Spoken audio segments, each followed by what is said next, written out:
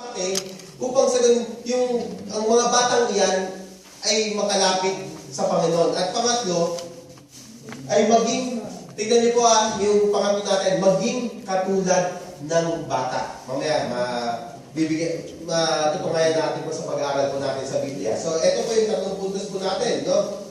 Ulitin ko, ang title po natin, pagpapahalaga sa bata. Ang puntos po natin, makikita po natin sa verse 13.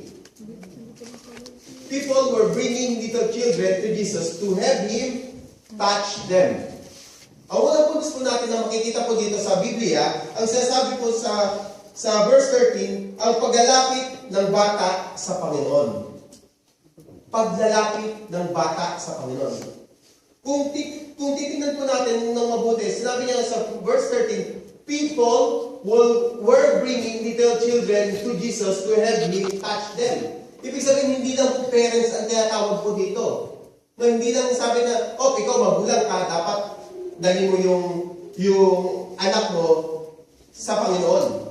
Kung hindi, lahat tayo, bilang isang matanda, bilang isang adult, na kailangan meron tayong puso na dadali ng mga bata na yan sa Panginoon. Kasi yung words na ginamit ay people.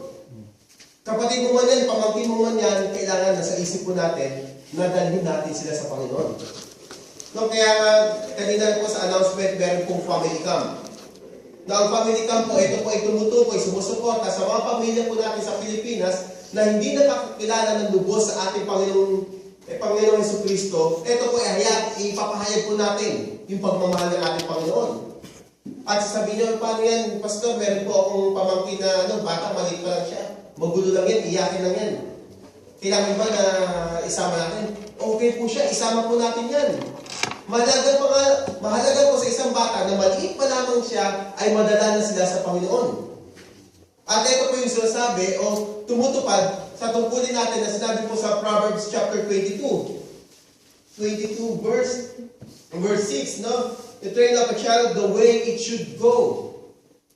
Habang bata pa lang siya, kailangan tinitrain na natin siya, kailangan inilalapit na natin siya sa Panginoon. Hindi po natin sasabihin na, okay, pag matanda ka na, pag 12 years old ka na, bumunta ka dyan sa church, pwede ka na mag-church. Hindi po ganun. Kung titignan natin ulit, babalik natin sa verse 13, sabi, kailangan paglalapit ng bata sa Panginoon. Na dapat tayo, maging kasangkapan tayo, na ilapit natin yung bata para sa Panginoon. Alam niyo po ba, sabi ng yung nag-aral psychology, no? Sinabi doon, na kailangan ang bata, sa sinapupunan pa lang ng kanyang tiyan, kailangan nagpapatugtog na ng musik. Kailangan laging masaya ang nanay. Kasi kung malungkot yan, kung umiyak lagi yan, kung walang tugtog, walang naapektuhan ang bata sa loob. Sabihin ngayon natin, wala pang naisip yan. Hindi po. Talagang may reaction ng bata, maging sa sinapupunan pa lang siya. Tinitrain na natin siya eh. Kaya kailangan, kung gusto natin mapalapit siya sa Panginoon, kailangan tayo mismo gumagawa ng paraan na ilapit natin siya sa Panginoon. Hindi yan pag lumaki na. Tapos sabihin natin, tigis-tigis ng ulo nito, sumusuway sa akin. Noon, nang ako po ay nasa Tanay, meron po akong binibisita. Tulad na nasabi ko na noon, hindi ako makalapit sa bahay na yun. Ang sakit ng kalooban ko kasi habang lumahakbang kami ng papalapit ng kasama kong pastor, maririnig ko yung mura. Noon, nagmumurahan. Tapos yung anak niya, minumura niya yung nanay niya. Yung nanay niya, minumura niya ang anak niya.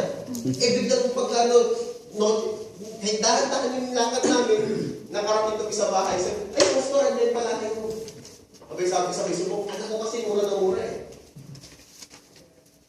Ano yung expect mo sa bata kung diyan mo siya itinrain? Kaya sabi, ilapit natin ang bata sa Panginoon. Kailan pa? Alam niyo po ba, na kung gusto niyo ang inyong anak ay maging seaman, may technique. Hindi mo 1 paglangoy. Alam mo, ang gagawin, napakasimple lang. Maglagay kayo sa bahay niyo ng wall na